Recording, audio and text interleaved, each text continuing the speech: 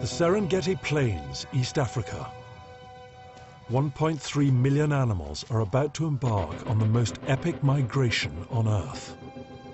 The single greatest mass movement of land mammals on the planet. As they chase the African storms in search of rain-ripened grass. It's a journey fraught with danger.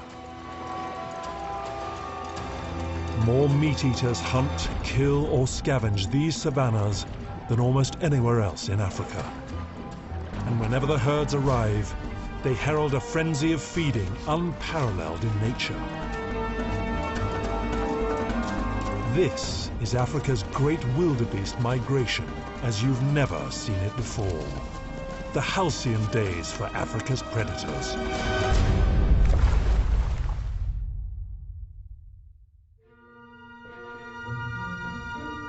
Tanzania, Central Africa. As seasonal storm clouds have watered the vast grass plains of the southern Serengeti, they've brought the grasslands to life and ushered in the greatest concentration of grazing animals on the planet. Yet the 1.3 million wildebeest haven't come just for the lush grasslands. It's early spring, and one of the most significant events in the wildebeest's calendar is about to take place.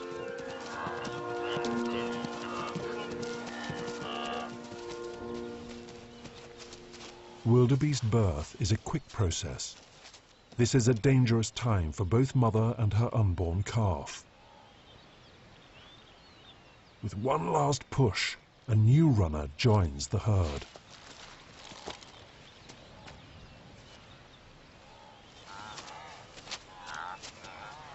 Over the next 3 short weeks, around 250,000 calves will be born, 90% of all the births of the year. With 500 born every hour, this must be one of the world's greatest population explosions.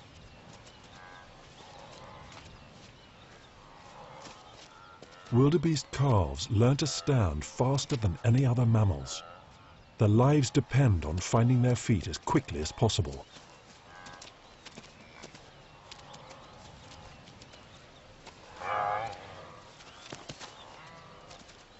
Within just 1 day, the calf will match his mother for speed and agility. It's an ability written in its DNA, as from now on, it'll be running for its life in the greatest race on Earth. Around 1/4 of those calves won't survive their first year and the migration to come. They're on the hit list of nearly every African predator.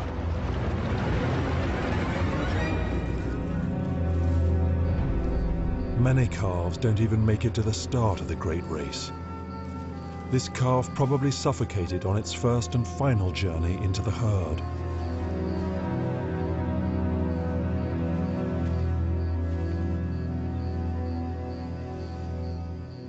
On the plains of Africa, nothing goes to waste.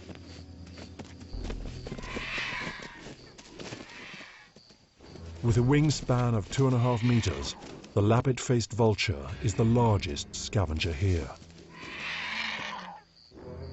Wings outspread in what is known as a threat walk, the bird bars the carcass from its competitors. Only when they've made an opening will the griffon and white-backed vultures or the marabou storks get a look in. They'll make quick work of the carcass, and by dusk, little will remain of the remains. A grim end to a short life.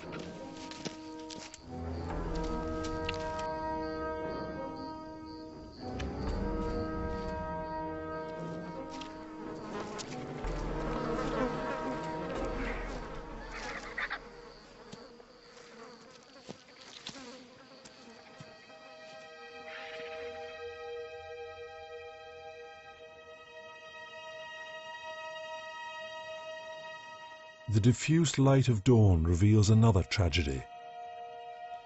A lioness has killed an adult bull in the night and concealed it in the shade of an acacia tree.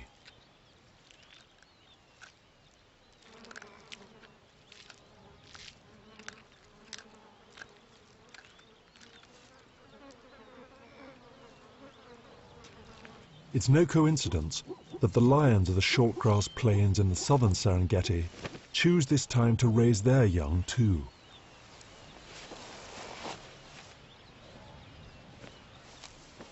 And judging by the size of their bellies, her cubs haven't missed out on the meat course either.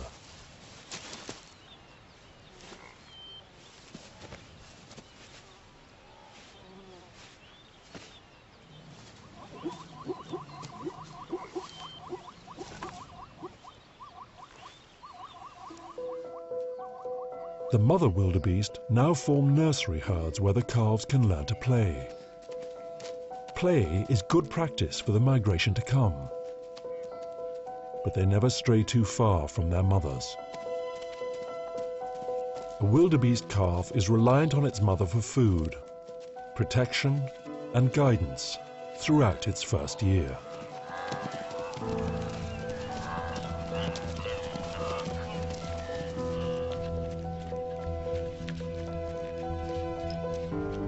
The soils in the southern Serengeti are richer in calcium, potassium, sodium, and phosphorus than anywhere else on the wildebeest migration route. Absorbed by the grass and passed on to the calf through the mother's milk, these minerals help build strong bones and muscles. This concentration of minerals may be one of the reasons why the wildebeest choose to give birth on these short grass plains in the first place. The grassland is now being grazed hard.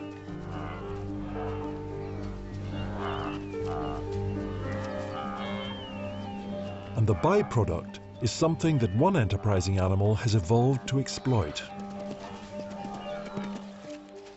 Dung. The wildebeest herd drops an estimated 420 tons every day. There are over 100 different species of dung beetle in the Serengeti. They spend their days on the lookout for fresh droppings. When they find them, they fly in and build a ball.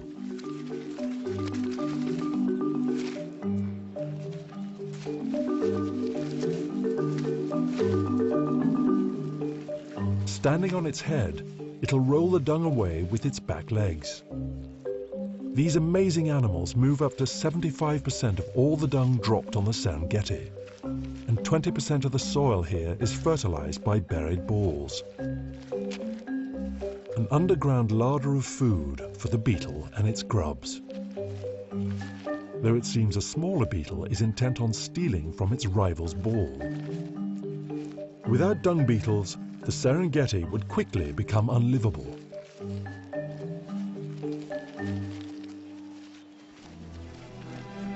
Throughout the spring, the wildebeest herds stock up on the grasses of the southern Serengeti, but they never really stop moving as they scour the plains for fresh pasture. And it's this gradual ebb and flow of animals that ultimately ushers in the Great Migration.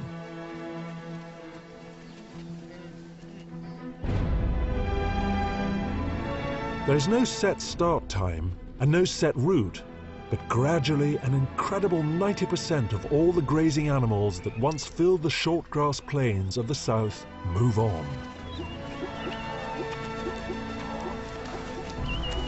Wildebeest has scent glands in their feet. So, head down, it's a relatively simple process to follow the leader. An epic journey that will take the wildebeest up to 1,000 miles has begun. And for the next 2 months, they'll barely stop walking.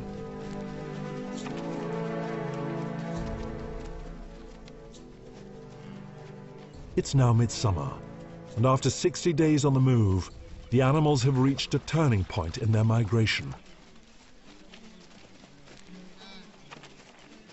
The plains are awash with testosterone as the wildebeest prepare to mate.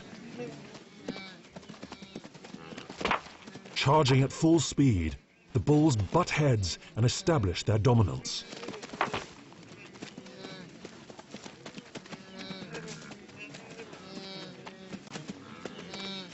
Rutting is such an all-consuming test of stamina, strength and endurance that over the next 3 weeks, the bulls may not feed at all. Mating itself takes just a few seconds. Yet wildebeest have one of the most successful sexual practices of any mammals, and despite its brevity, an estimated 95% of females will become pregnant during the rut. In the process, the strongest males have ensured their genes are the ones passed on to the next generation of migrants.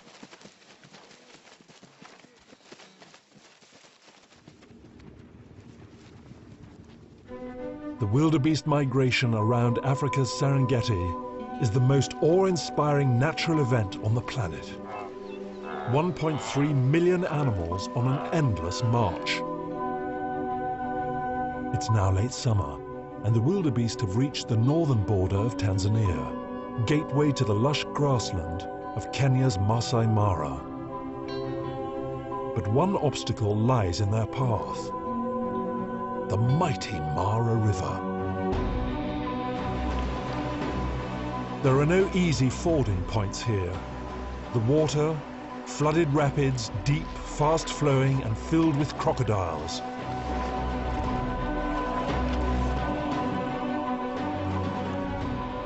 The riverbanks, cliffs up to 20 meters high.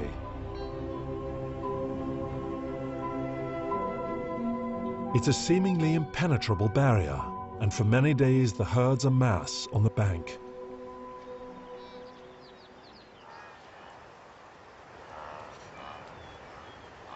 Soon, tens of thousands of animals line the water's edge.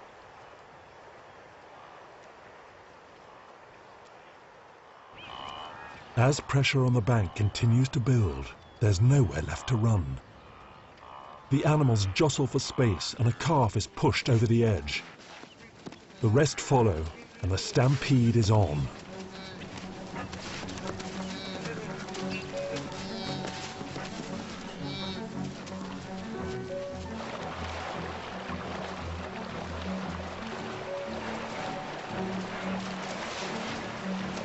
There's no stopping them now. Launching headfirst into the river, the wildebeest take the plunge. A high jump gives the wildebeest a head start, a dive in that might help them avoid the attention of crocodiles who could be lurking beneath the water along the shore.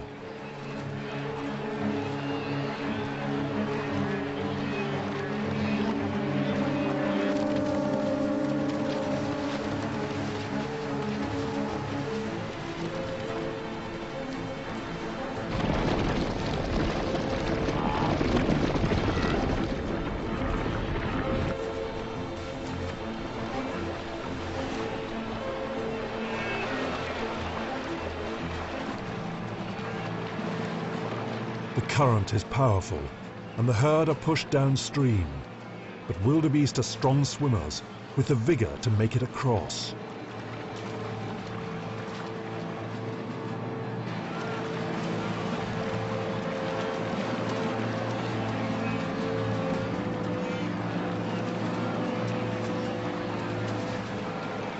A hippo defends her territory and her calf. This is her river. Hippos don't like having their space invaded.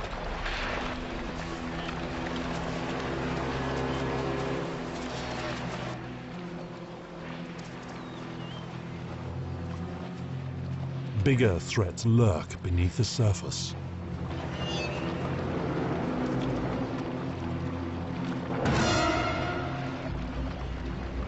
The Mara is home to some of the largest crocodiles in Africa.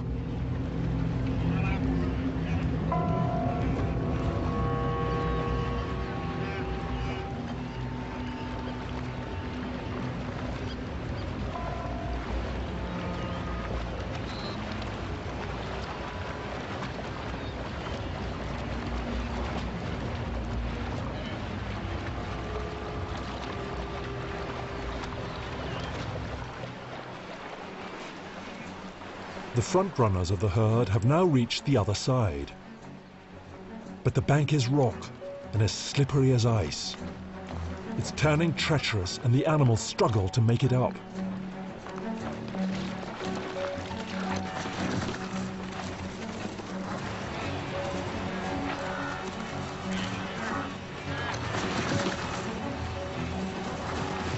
There will be many rivers to cross during their stay in the Masai Mara, but for now, soaking and exhausted, the wildebeest emerged triumphant onto the green savanna.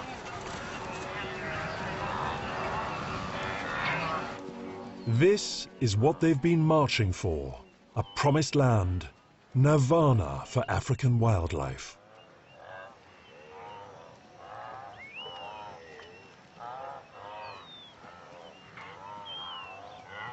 The Masai Mara is so productive at this time of the year that from late summer through autumn, the animals will stay put, stock up and regain their strength on the most prevalent plant here, grass.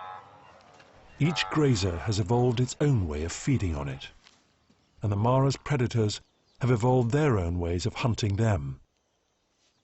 Zebra, with their rounded mouths, graze on the main parts of grass, the tall and fibrous upright shoots like hay. They have evolved very acute senses of smell and vision, and that means predators must use stealth to catch them.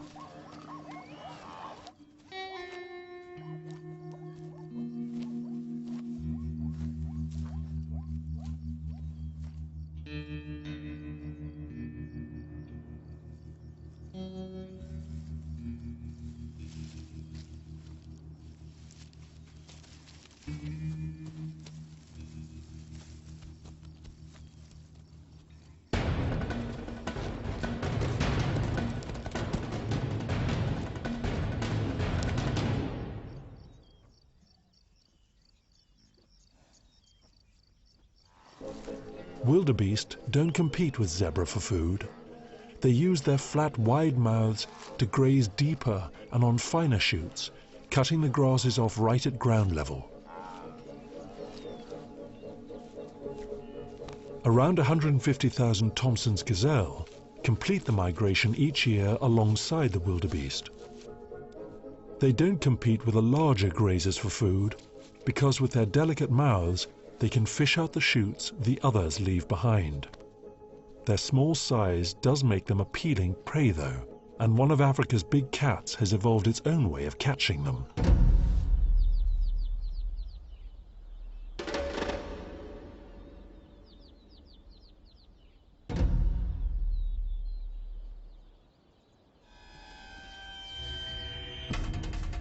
Cheetah may be the fastest animals on land, but it's a close race, and the fastest, most agile gazelles can survive the chase.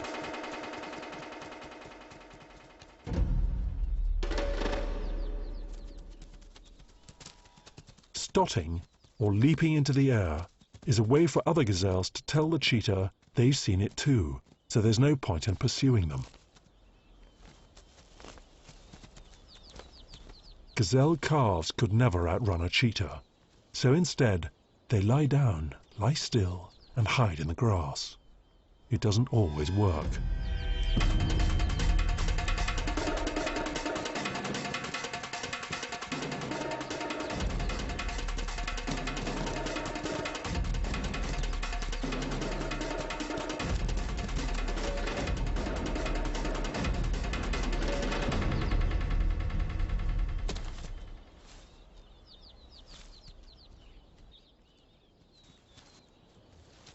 There is one grazer here that few predators would attempt. Elephants.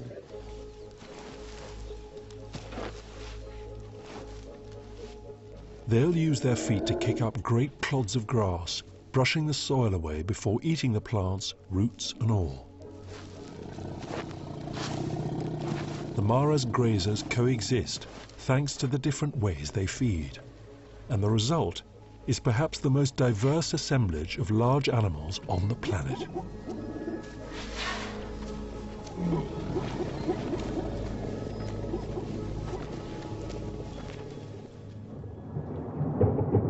Rain is the essence of the wildebeest migration, the driving force of their great trek.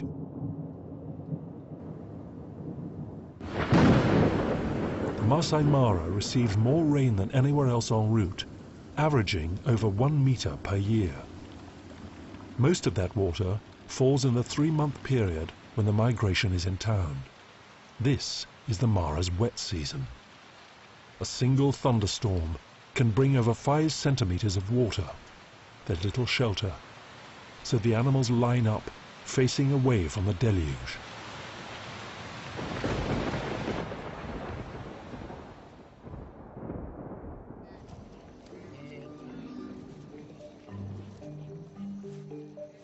All that water has to go somewhere, and the result is a series of brooks and streams that crisscross the plains. Tributaries of the Mara River, they form homes for pods of hippos.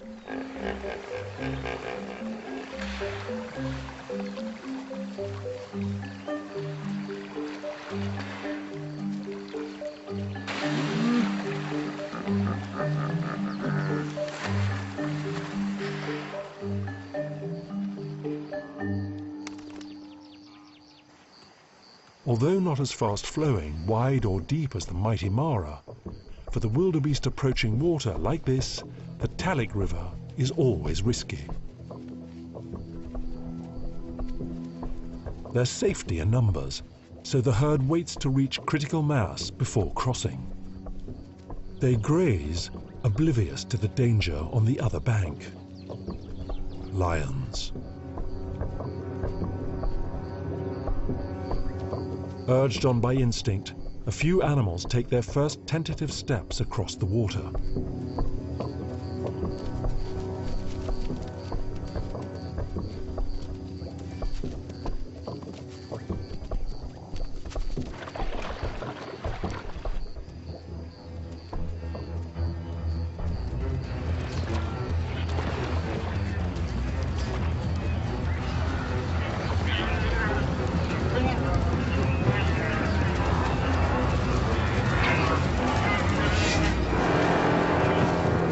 One of last year's calves is taken.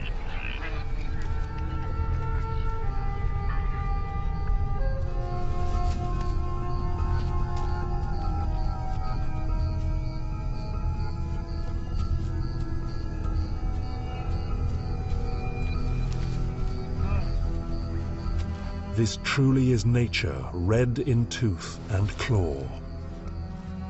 The calf still kicking while the lioness feeds.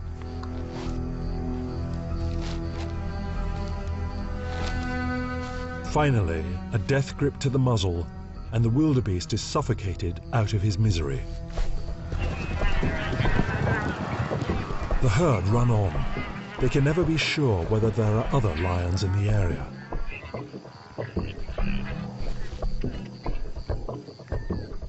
For a lone lioness, only 1 in 5 hunts is ever successful. Yet, working together, they can bring down their quarry a third of the time. They'll now gorge.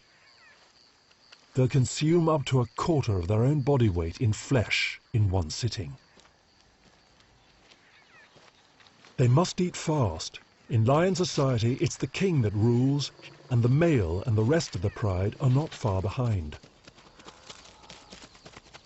He's a third larger and a third heavier than the lionesses, and he'll take the lion's share.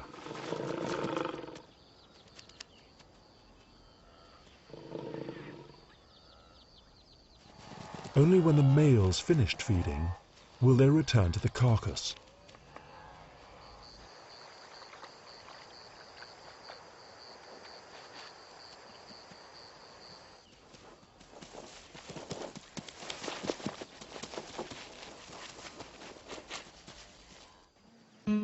For the wildebeest herd, there's no time to rest. Lions are just one of the dangers they must face. The Masai Mara is home to what could be one of the highest densities of big predators found anywhere in Africa. And they've all evolved their own specialized ways of dealing with the bonanza of food the wildebeest represents.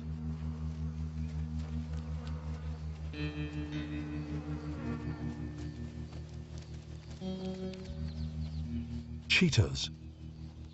These 3 brothers have been patrolling the Mara for the last 3 years. Male cheetahs often form alliances for life. Their territory stretches across large swathes of the Masai Mara, and they'll cover tens of kilometers in a day on patrol. They do have favorite spots. vantage points from where they can survey the plains.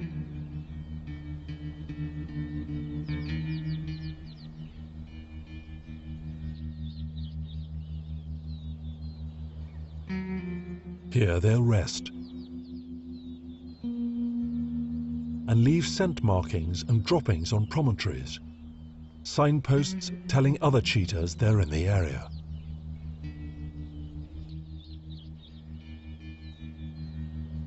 With no herds in sight, the trio relax.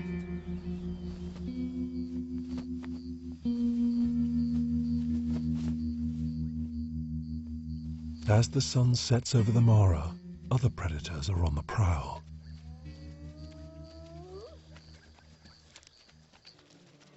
Spotted hyena. They choose the dim confusion of dusk to switch from reputable scavenging to coordinated hunting. Hyena are the most numerous big predators on the Mara. Their clans can reach 80 animals strong, and this strength in numbers ensures a kill almost every night. They circle the wildebeest looking for their best chance. Hyenas have an extremely well-developed sense of smell and hearing, and excellent night vision. They're on the lookout for the sick, starving, or weakest individuals. One hyena breaks away. The hunt is on. She dives into the herd, singling out one of this year's calves. Hyenas may travel 50 miles from their den in search of food. And when hunting, their endurance is key to their success. Their victims, unable to keep up with the hyena's staying power, end up being run to exhaustion. The calf is driven into the open. Here, the rest of the clan is waiting.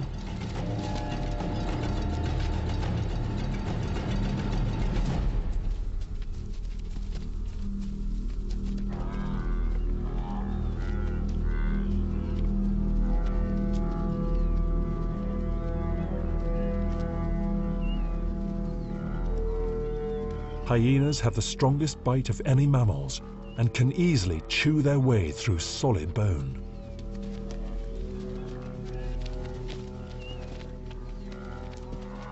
The calf's fate seems sealed. Then something incredible.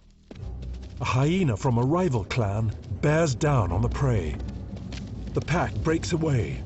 Hyena won't tolerate a rival on their patch, and they can always catch another calf. Battered, bruised, and no doubt terrified, the calf staggers to its feet and races off to rejoin the herd. It's been a close shave.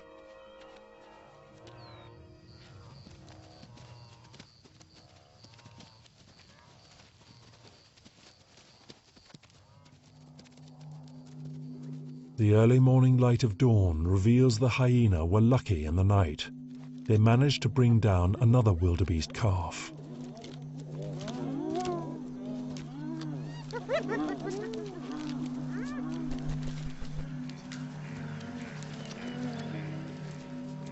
Now they've got to keep it. Jackals, vultures, marabou storks are always on hand to steal what morsels they can.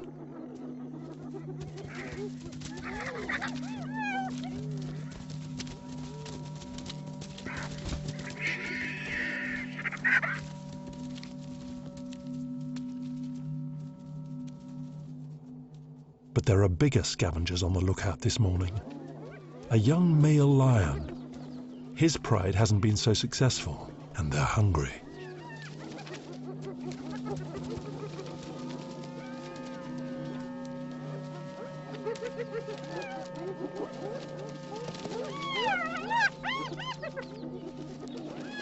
In a reverse of popular perception, the lions now turn scavenger and attempt to drive the hyena off their kill.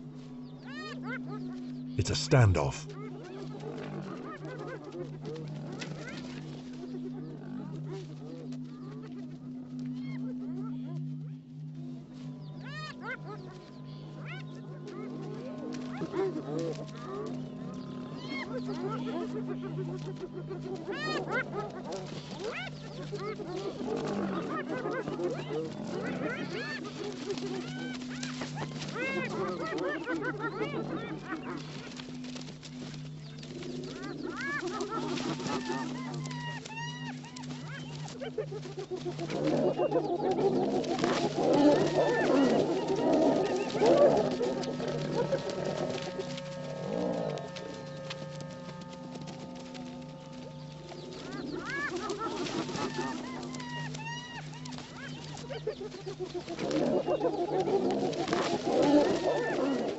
The lion may be the biggest cat in Africa, but faced with overwhelming numbers, they stand little chance of stealing the kill away.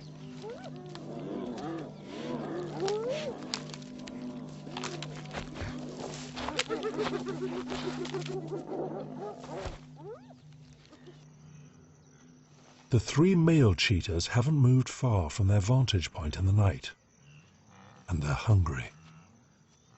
Cheetahs usually hunt alone for small prey, but working as a team, this trio hope to secure something much larger.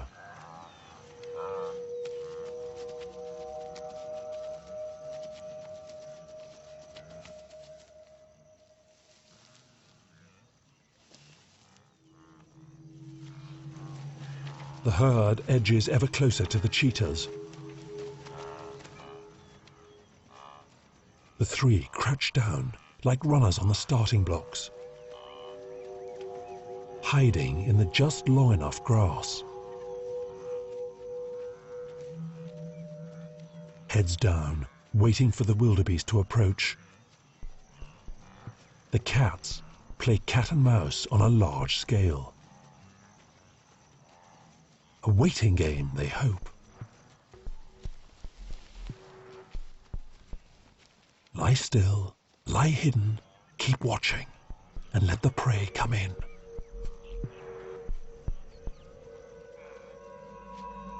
A lone cheetah would have little chance against an adult wildebeest. It weighs more than all three cheetahs put together.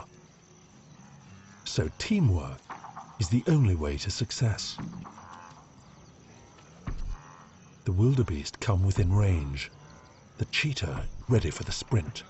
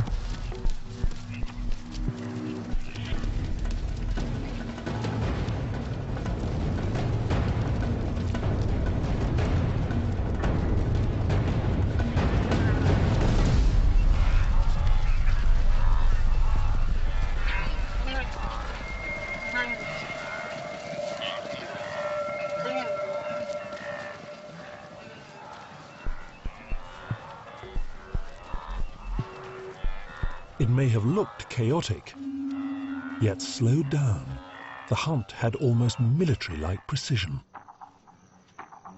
First snipers, perfectly still they keep watch, singling out their target. Second, springing from the ground like lethal mortar bombs, they cause panic and chaos in the herd. Cheetah are the fastest animals on land and can accelerate from 0 to 50 in just 3 seconds. Third, 2 cheetahs split mother from calf, separating them, while the third cheetah aims for the kill, deftly tripping the calf with his front paw. Yet the wildebeest aren't without defense. The mother charges in, risking her own life to save her calf. Back on its feet, it's running for its life.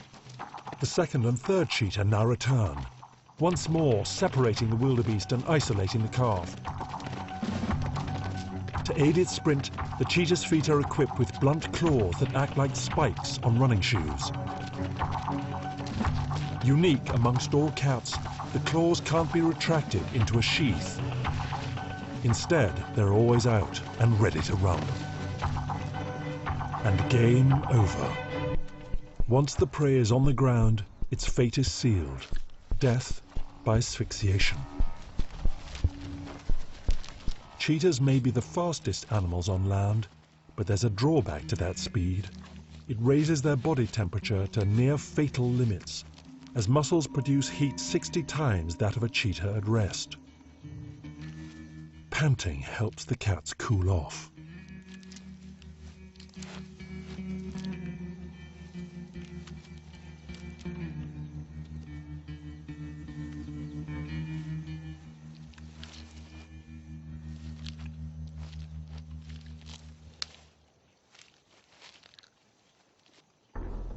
In large numbers, vultures can intimidate cheetahs off their kills.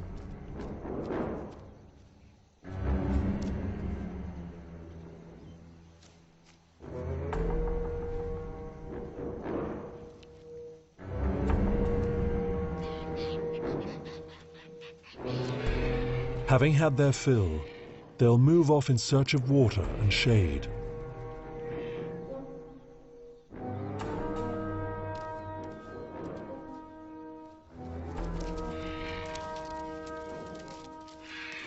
The scavengers will waste little time stripping what's left of the carcass.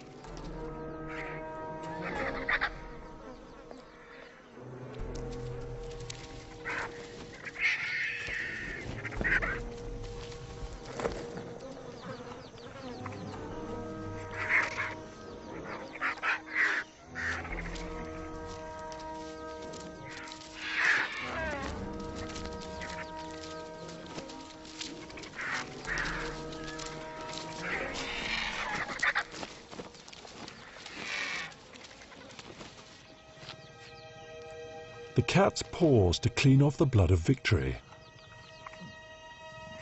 It's been a successful morning.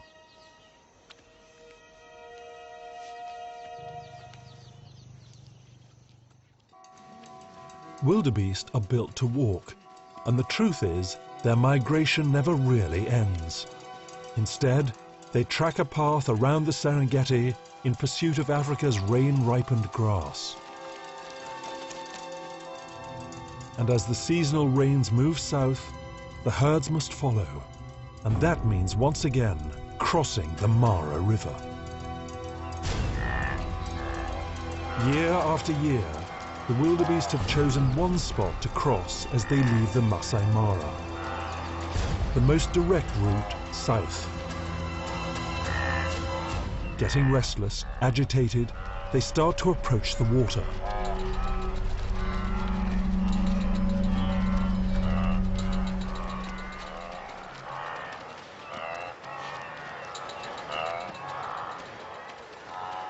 Nervously, tentatively, they edge forward, sniffing the ground as if checking for crocodiles.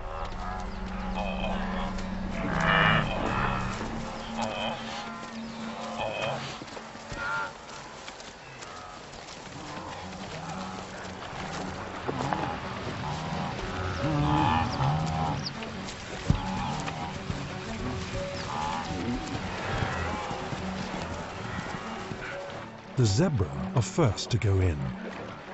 They have more acute senses than the wildebeest and often lead the way at crossings. The wildebeest follow.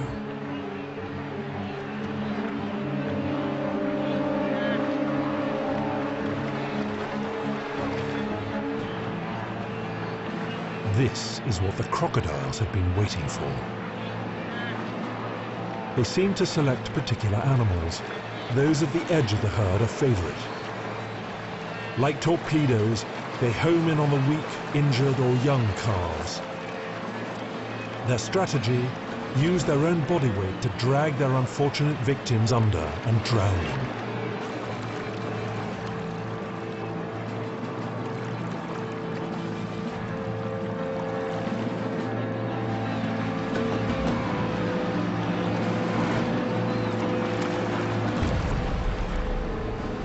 Crocodiles have the strongest bite of any animal, an incredible crushing force of 340 atmosphere per square centimetre, compared to just 10 for man, and measuring 6 meters, they're totally unstoppable.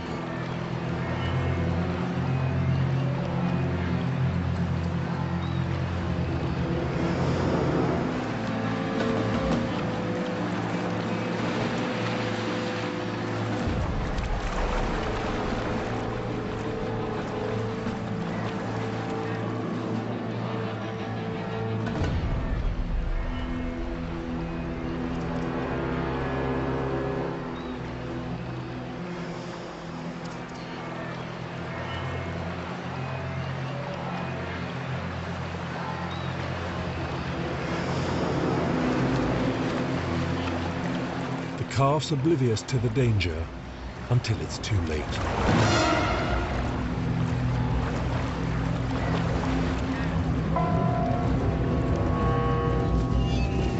And still the herds keep coming. The forward momentum of the crossing draws the remaining animals off the plains. A lioness. The herd is spooked. The lioness won't risk an attack until the wildebeest are within 10 meters, but now she has a chance.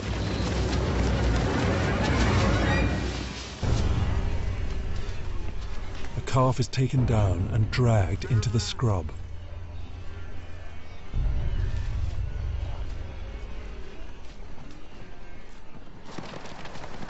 The stampede continues, the animals running in chaos.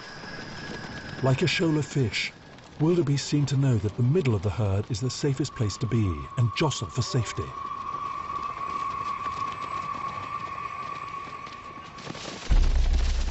Using the low scrub for cover, another predator, a leopard, approaches.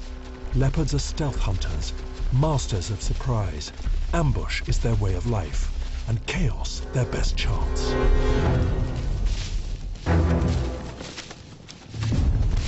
Grabbing the calf by the neck, she bites down on its windpipe and tightens her grip.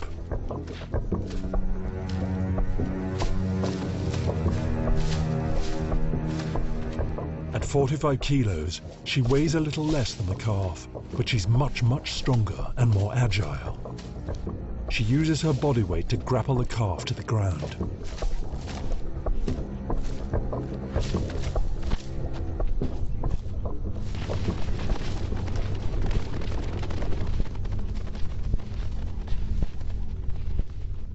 Now, with surgical precision, she crunches at the neck, crushing the wildebeest's windpipe.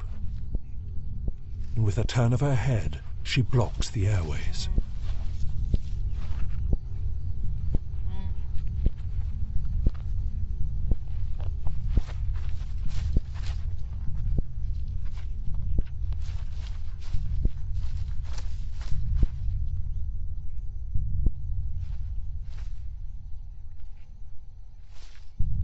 One last spasm, and death takes a grip on the calf.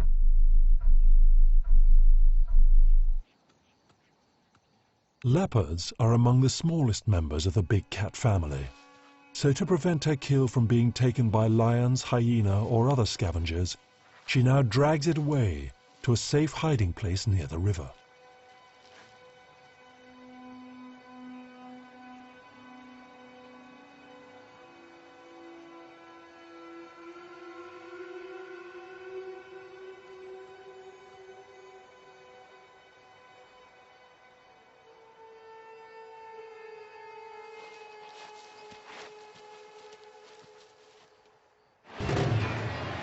Back in the river, it's bedlam, as tens of thousands of animals try to make it up onto the other side.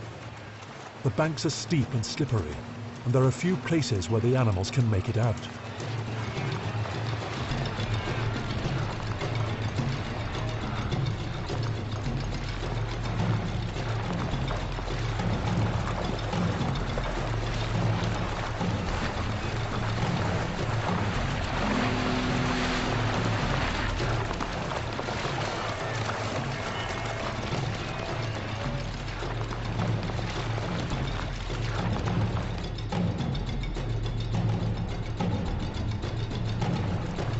The river is so packed with wildebeest, even the crocodiles can't get out of the way. Yet still the hunt is on.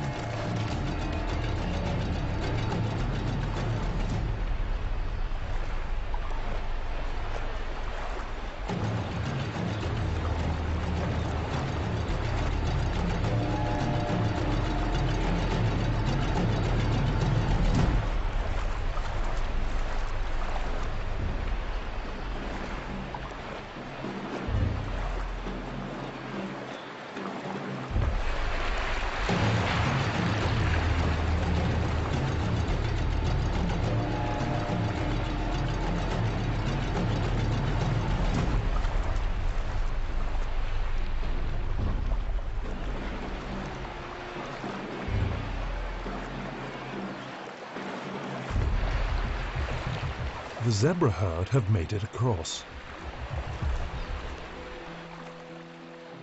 The crocodiles approach.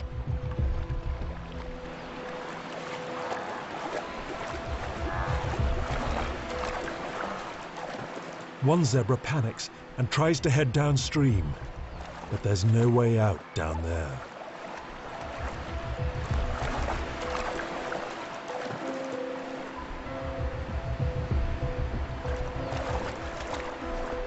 Trapped by a vertical, slippery wall of mud, the lone zebra's fate seems sealed. On the bank above, the rest of the zebra herd wait, braying, watching.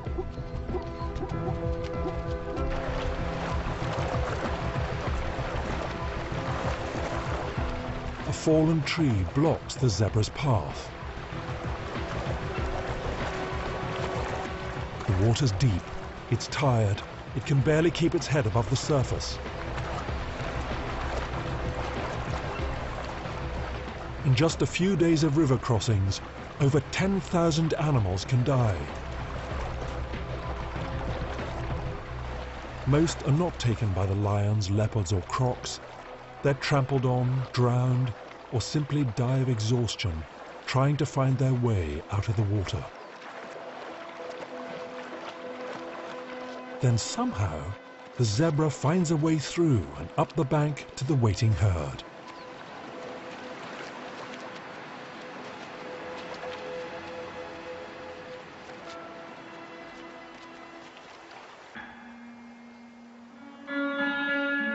The crossing point is quiet now, yet it's littered with the remains of the dead.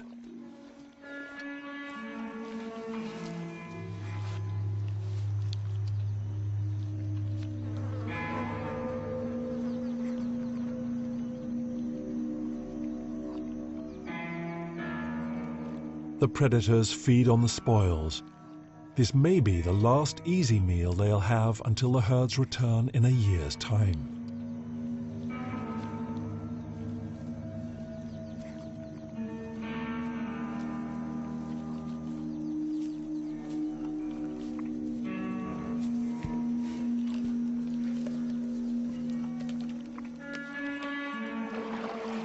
In the water, the crocs are feeding too.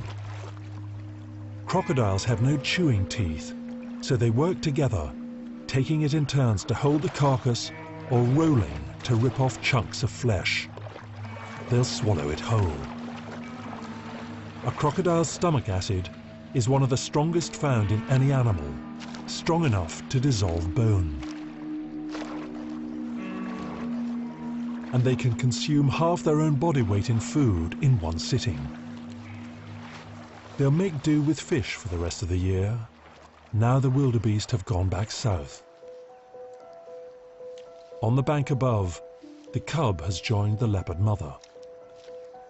She stashed her kill at the base of a tree, and it's time for them to feed. The cub is too young to hunt for himself, but he'll investigate the carcass and play whilst the mother eats. Play helps him learn how to kill.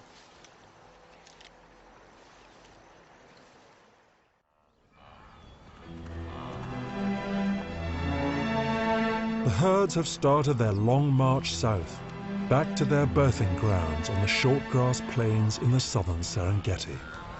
It's an epic journey that's been repeated for perhaps 1,000,000 years. But for how much longer? In 2010, the government of Tanzania revisited plans to build a major road across the Serengeti